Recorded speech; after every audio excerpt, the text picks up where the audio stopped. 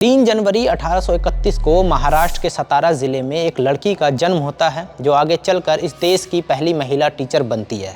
मैं बात कर रहा हूँ समाज सेविका सावित्रीबाई फुले की। पिछले सप्ताह पूरे देश ने उनका जन्मदिन मनाया और लड़कियों के लिए किए गए उनके कामों को सराहा। बेशक सावित्रीबाई फुले ने देश की लड़कियों के लिए काफ़ी कुछ किया है। अगर वो ना होती तो शायद लड़कियों की पढ़ाई के बारे में कोई बात तक नहीं करता। लेकिन सावित्रीबाई फुले के इस काम में बहुत सारे लोगों का योगदान है।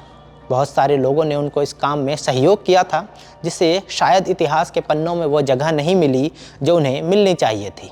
उन्हीं में से एक नाम है फातिमा शेख का।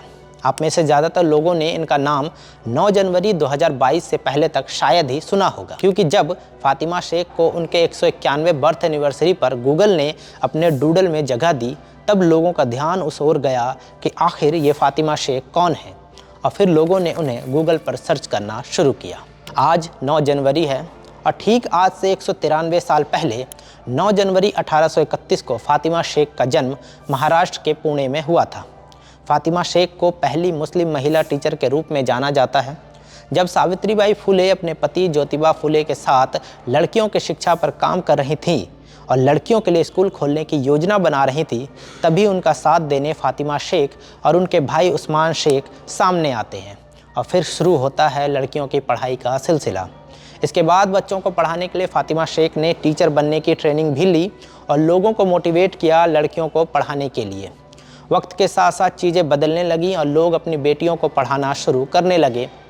ऐसा कहा जाता है कि जब ज्योतिबा फुले और सावित्रीबाई फुले दलित और महिलाओं की शिक्षा पर बात करना शुरू कर रहे थे, तो उनके इस काम से नाराज़ होकर उनके परिवार वालों ने उन दोनों को घर से निकाल दिया था। तब दोनों पति पत्नी को फातिमा शेख के भाई उस्मान शेख ने अपने घर में जगह दी थी और फिर उन्होंने ही अपने घर से लड़कियों को पढ़ाने की बात भी की। ऐसा कहा जाता है कि फातिमा शेख का ही वो घर था जहां से लड़कियों को पढ़ाने का सिलसिला शुरू हुआ और फिर साल 1848 में फातिमा शेख के घर पर ही लड़कियों के लिए देश का पहला स्कूल खोला गया।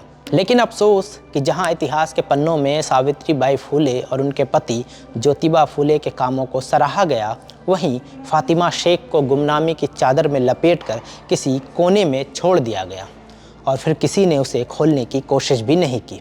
लेकिन गूगल के उस डूडल ने एक बार फिर से तमाम इतिहासकारों और सरकारों की आंखें खोल दी हैं। इतिहासकार फातिमा शेख की कहानी को ढूंढने में लगे हैं, वहीं सरकारें अब बच्चों को फातिमा शेख की कहानी किताबों के ज़रिए बता रही है।